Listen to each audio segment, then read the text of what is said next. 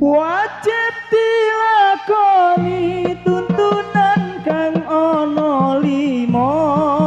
sadat salat zakat poso haji lamun kuwasa jamane wali songo gambarke agama Islam ingkang mulya uga direwangi rekoso lewat seni lan budaya ana ing tanah Jawa supaya urip ning donya eling kang maha kuwasa wajib dilakoni tuntunan kang ana lima sadat salat zakat poso haji lamun kuwasa